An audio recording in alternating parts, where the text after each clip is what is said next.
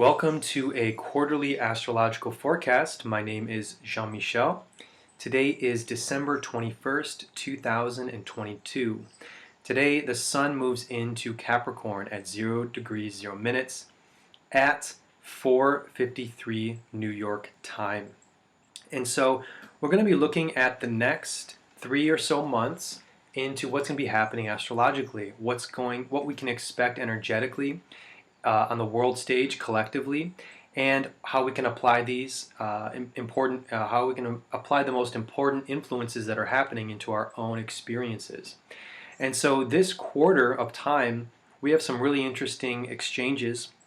The first is going to be Pluto entering Aquarius.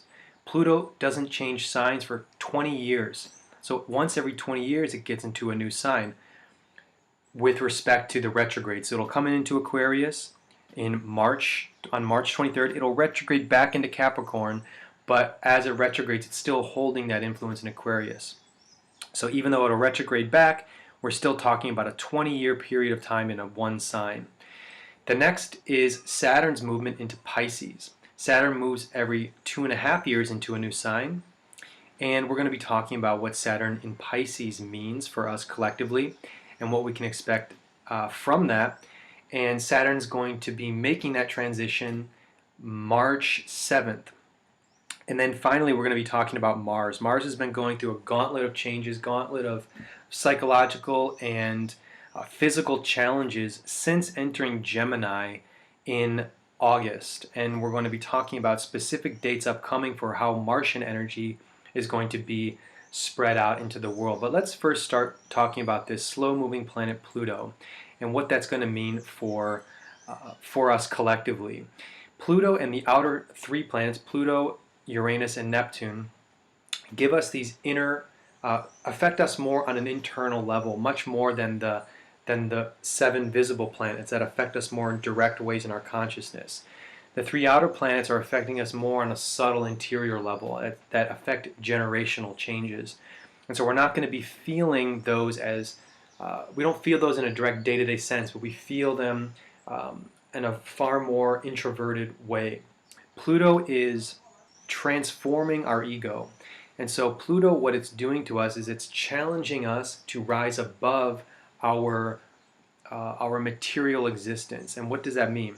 That means freeing ourselves from this idea of I, me. And what Pluto wants to do to us, what it's doing to us, is challenging us to transform. And this is why it's given this significance of death and then rebirth, is because we have to kill off parts of us that are holding us back from a higher understanding of who we are on a more profound spiritual level. Pluto challenges us to overcome these ego restrictions. And once we rise above that, we find a new expression of what freedom feels like. So Pluto in a chart is going to challenge a person to rise above their ego. Aquarius, as it's going to be entering into the influence of Aquarius, Aquarius is the collective humanity, and that's because it's ruled by Saturn, and Saturn is the regular worker, the regular person. And so Aquarius has this significance of how we work together as a whole. It's given this signification of technology. It's not really technology, it's more of how people use the same tools in order to connect with one another. Aquarius develops us and it develops humanity in a way so that we all see each other as equals.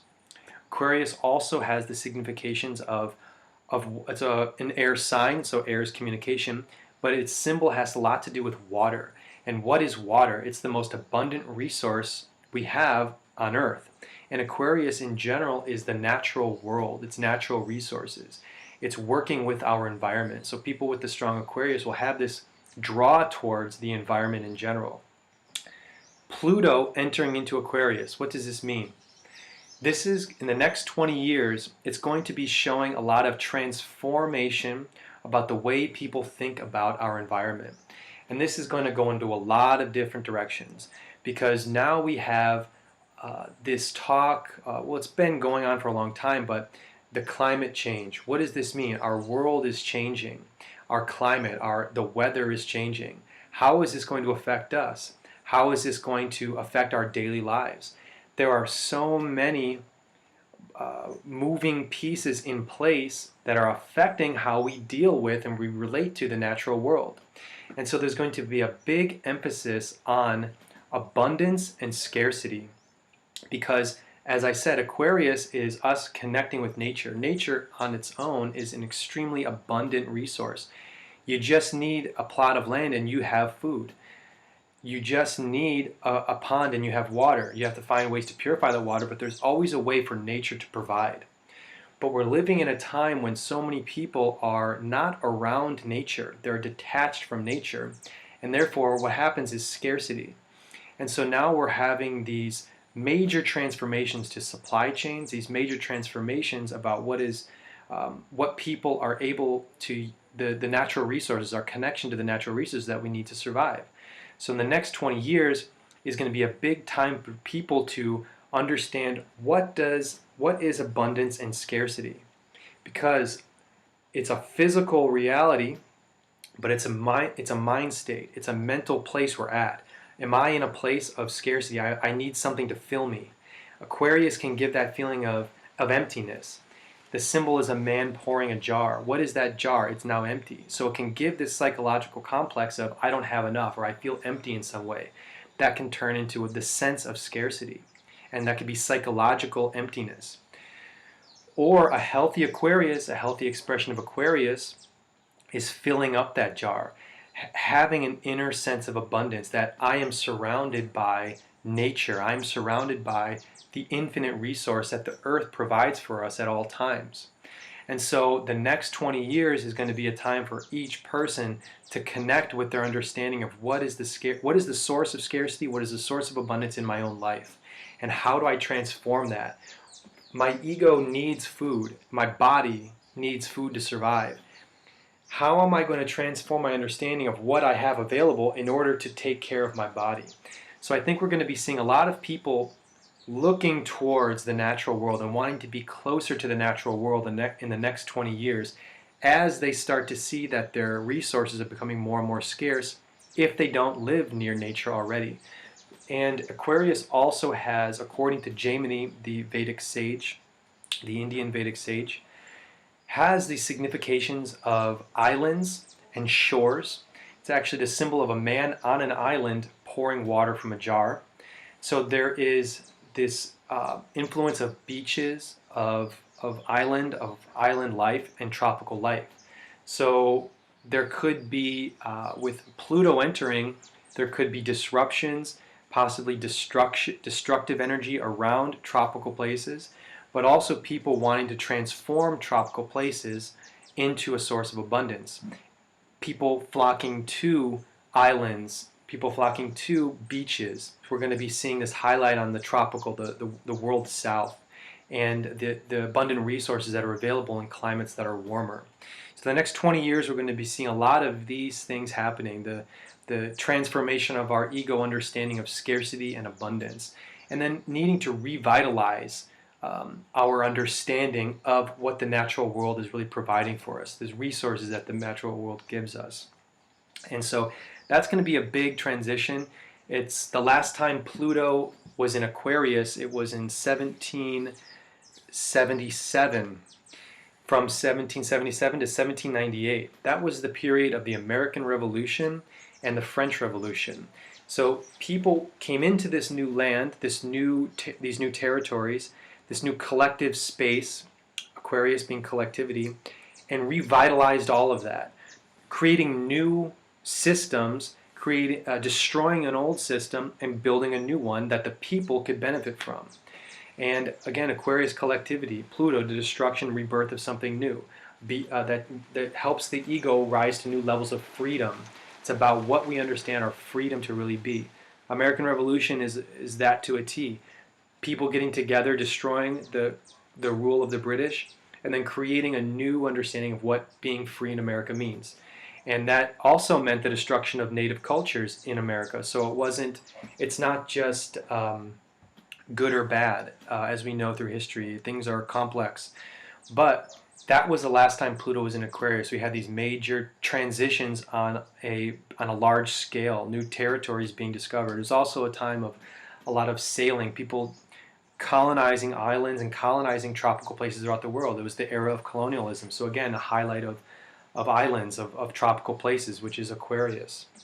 So very fun, interesting thing to research, Pluto going into Aquarius, but expect a big society-wide change on what your relationship is with the natural world, and seeking to transform your understanding and to grow collectively with other members that you're close with of society to revitalize the natural world, to get closer to the natural resources that give us abundance, interior and physical abundance. So quite an interesting transit.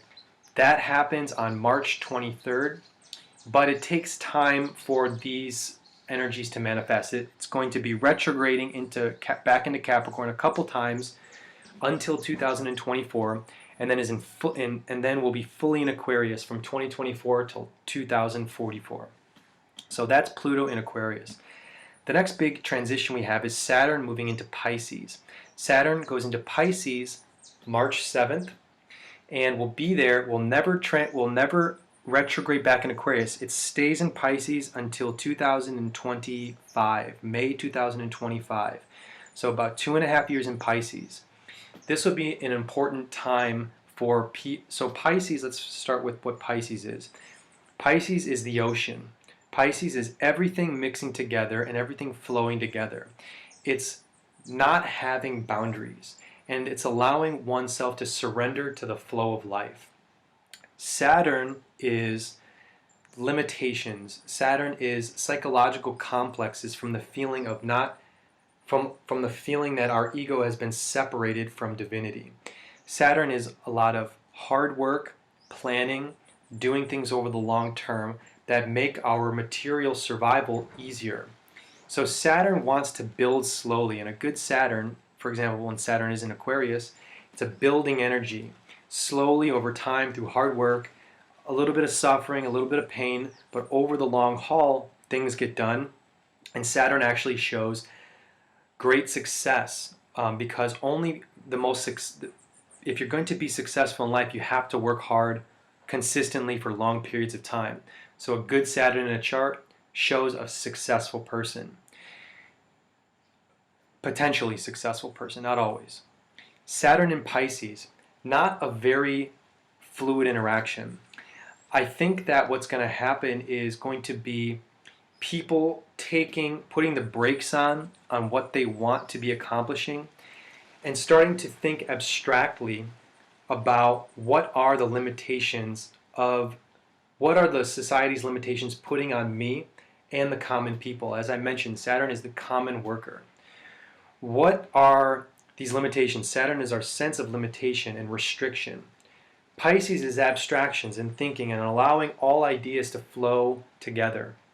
I think there's going to be a questioning of morality. What is morality? What is the right thing to do? How should I restrict myself? I think there will be a loosening of morals, where people will allow more things into their own lives and into society that say, hey, anything goes. We can accept this, we can accept that. And that's because Pisces does not make judgments of good or bad. Pisces is a surrender. It is what it is type of zone, of sign. It's not judging, and it's helping us grow spiritually because it sees everything as a part of divinity. So Pisces has a spiritual impulse, a spiritual rising above, to want to see everything as equal, because everything is equal. Saturn in Pisces, I think, is going to be causing people to remove some of their restrictions of what they thought they couldn't do. And as again, it's never good or bad, it can go any way. But there's going to be a questioning of what society-wide, where have I been restricting myself? Have I been living in a way that I've been restricting myself? Have I been not allowing myself more room to flow and let life flow in a better way? And has this been causing me psychological problems? So Saturn in Pisces is going to be very, it's like I said, it's not a super resonant energy, but there's going to be an abstraction of what is work, what do common men provide for the government. The government is authority, which is the sun. Saturn are the foundation, it's the common workers. What is my relationship to the powers? We the people, what is our relationship? Are we being restricted? Or am I restricting myself? And so it'll be interesting to see, but there's going to be this kind of abstraction of what work means for everyday people. It's going to be a time of reflection. It's a very reflective sign, Pisces. Saturn entering Aries is going to be much more problematic in 2025. That's Saturn's debilitation sign. A lot of troubling things can happen when Saturn is in Aries, because Saturn, as again, our limitations, psychological complexes, the feeling that we're lacking something. Aries is the head. We're having psychological complexes to our head. It's a wars can start, major conflicts can start because there is a general dissolution, or the foundation of society, the workers of society are not feeling that their efforts are going to the heads of society, and that it can cause a lot of conflicts on very basic levels, because there's just this discordant energy between hard work and what that hard work is producing. So I think May 2025 and then into the 2.5 years that Saturn's in Aries, we're going to be seeing more turbulence in terms of worldwide the structures of society. I think there's going to be a lot more there's going to be just a lot more conflict, so to say, in a more direct form.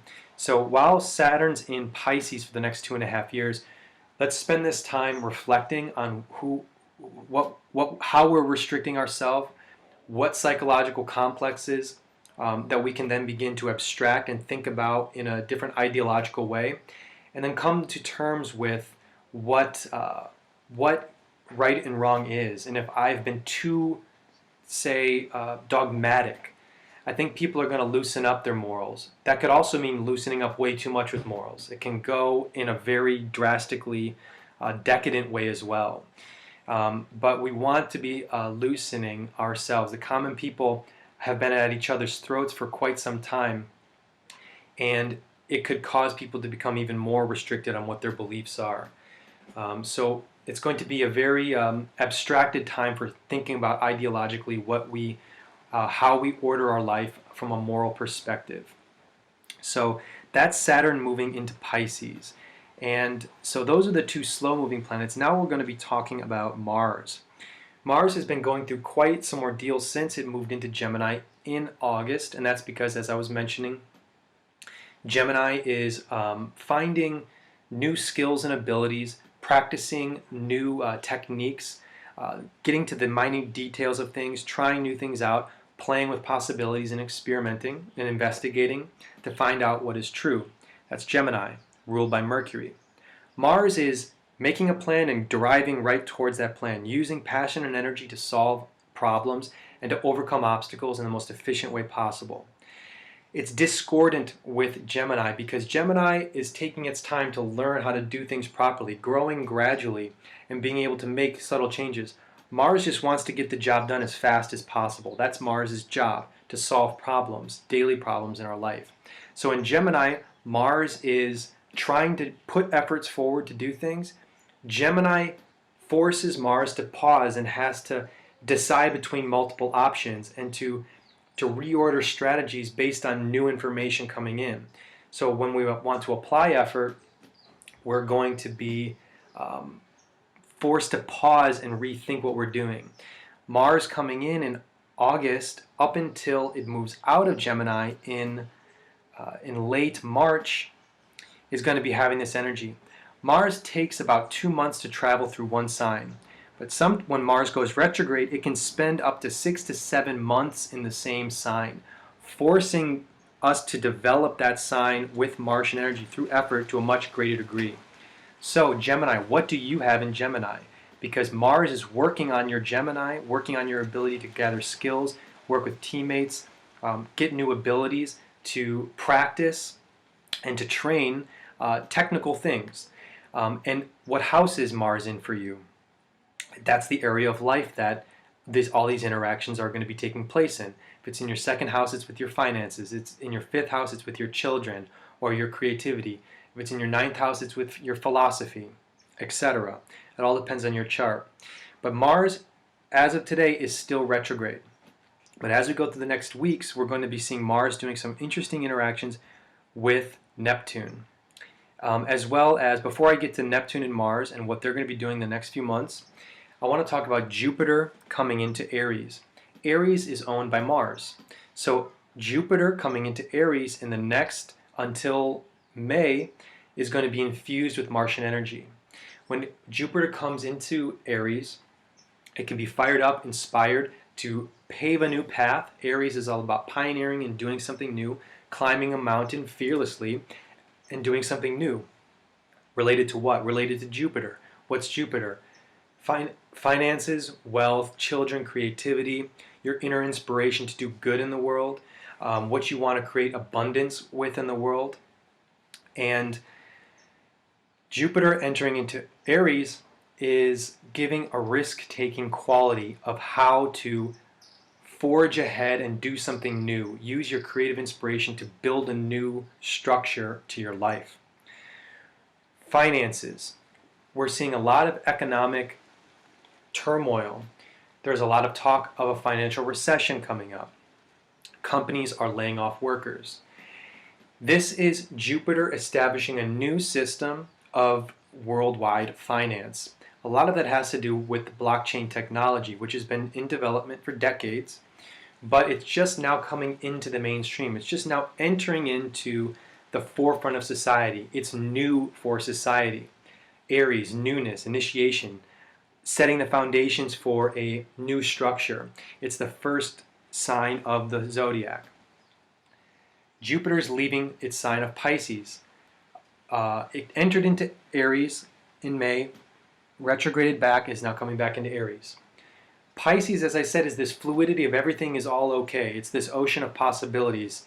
That is like the Wild West. So crypto was in its Wild West phases when it was becoming more adopted, people making tons of money.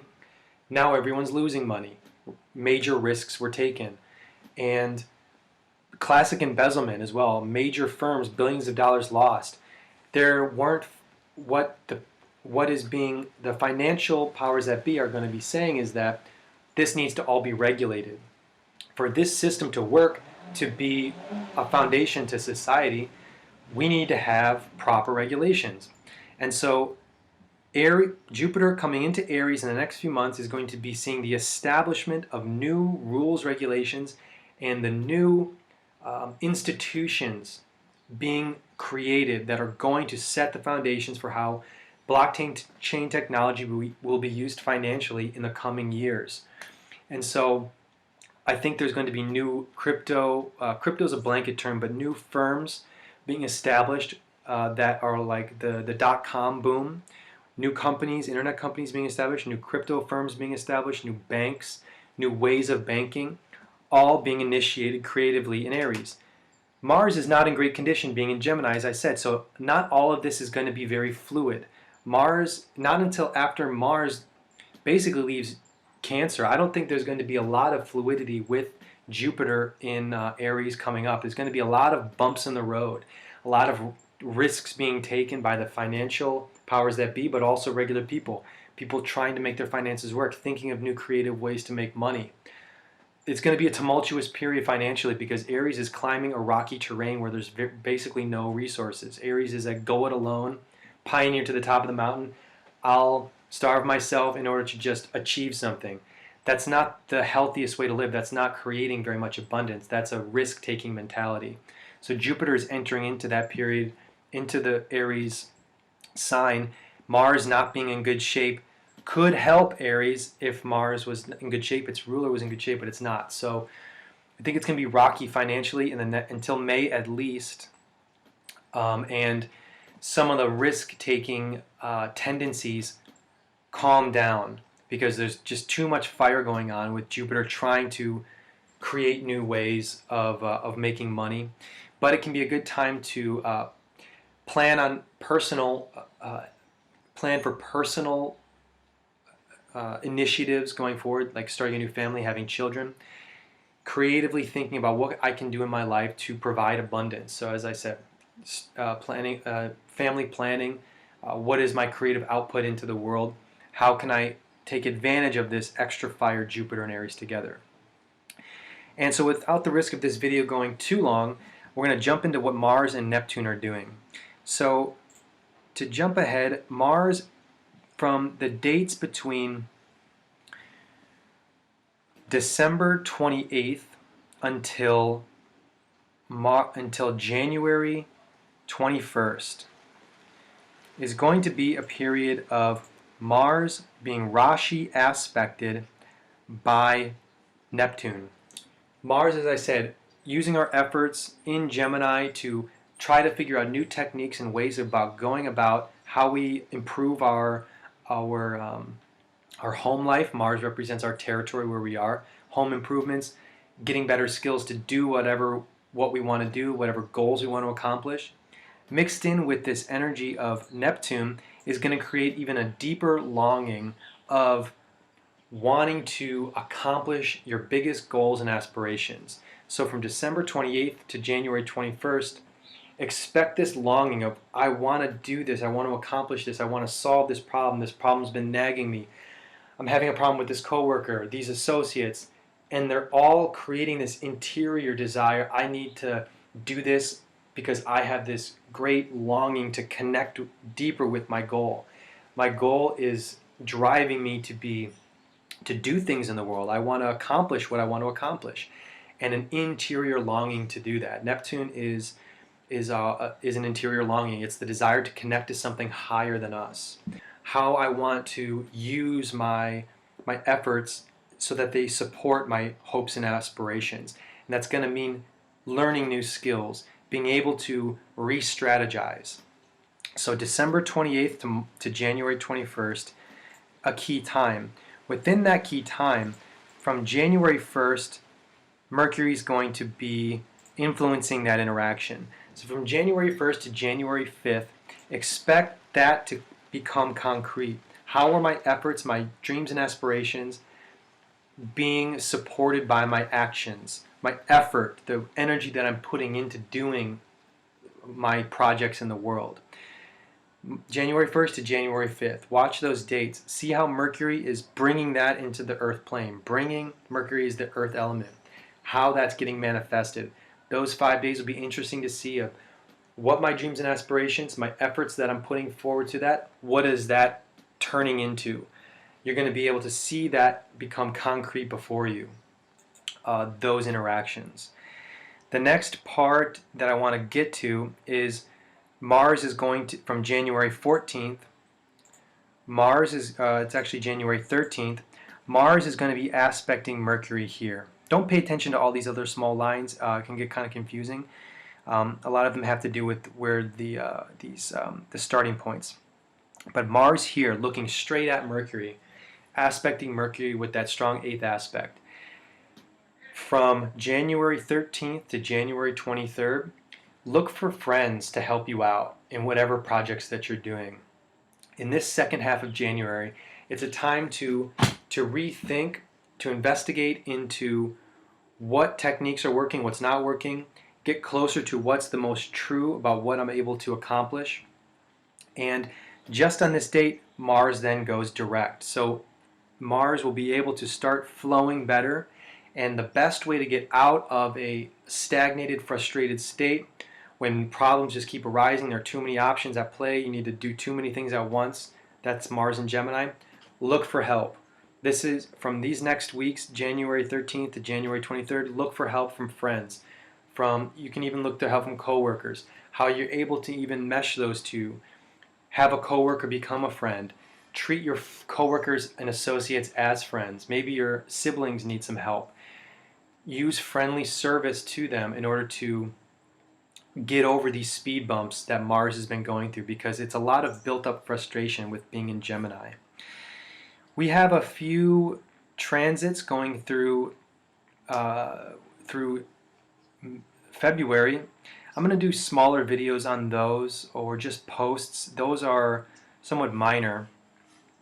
Things that we'll see every year, such as the Sun squaring Uranus during a full moon in Leo. It'll be a time to understand what you need to do, what's right for you. That'll be February 5th.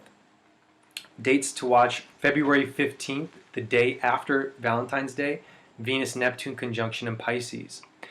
And I say after Valentine's Day, it's it could be called a Hallmark holiday, but there's a reason why February is a month for Venusian love activities, relationships. It's because Venus is exalted during that period in Pisces. On February 15th, it will be directly conjunct with Neptune, this planet of fantasy, this planet of dreams, this planet of wanting to have your hopes and aspirations accomplished. So as you can see right here, they're two meeting right there, Valentine's Day, and then right into the next. So that'll be a day to spend relaxing, do a fun activity, try not to overindulge, but it can be a good vacation day, a day to take care of yourself, rejuvenate what you need to do, take a spa day, relax and enjoy the good things that life has to offer, but like I said, don't overdo it. Neptune can cause an overextension of that, such as overindulgence. That's February 15th. And then we have, let's jump into March. So as I said, we have Saturn going into Pisces on, it is exactly the 3rd or 4th, going to be, or the 6th or 7th, excuse me, of March. So on the 7th day of March, Saturn is jumping into Pisces, is not going to be leaving Pisces until 2025. After that, we're going to have some more Neptune-Mars action in the form of a square, and that causes unexpected obstacles. We have to deal with disappointments. This will be from March 11th to March 17th, and specifically on the latter part of that, March 16th and 17th. We're going to have to be dealing with what disappointment means. Are we going to be, when disappointment comes into our life, when what we planned for didn't work out, and when what we're putting forth, the energy that we're putting forth into something, is it working or not working? We have to accept and re-strategize if it's not working. We have, look at this, Neptune, Sun, Mercury conjunction hitting that square to Mars. That'll be a pretty critical day. No matter what is happening in your chart specifically, from March 15th, 16th, and 17th, expect some turbulence in the form of, are my efforts providing me with the results that I want? Do I have to rethink? I'm disappointed with this and that. How do I overcome these disappointments and not beat myself down too hard? And what can I do to practically handle these situations and not overextend myself, which could produce even more disappointment? We want to be very intelligent about how we're individually able to handle these difficulties and how it's serving our larger foundation in life, because the Sun is involved.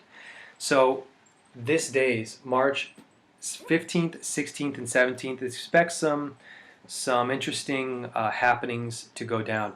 But so this is the forecast for the next few months. It's those key dates that I was mentioning, those two bigger planetary movements, Pluto and Saturn moving into new signs, but then Mars.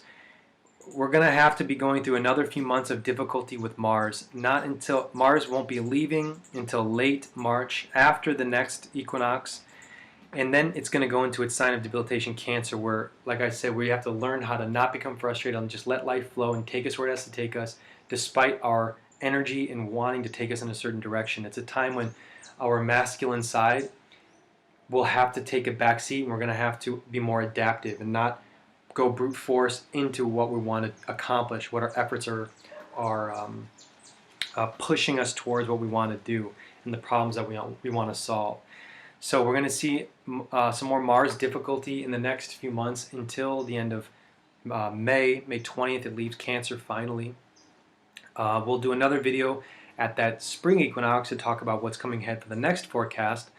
But if you would like to have your own chart read in this way, it can be very fascinating, the discussion between what I'm seeing with the transit chart and what you can expect to see manifest into your life and how the current sky is going to be affecting you in the months to come. And I do up to a year, I can do up to a year and a half for direct transits. And I have various other readings that I do that you'll see all on my website, jmvedic.com. And I hope that you enjoyed this video. Please leave your comments and let me know what you think. Okay, thank you.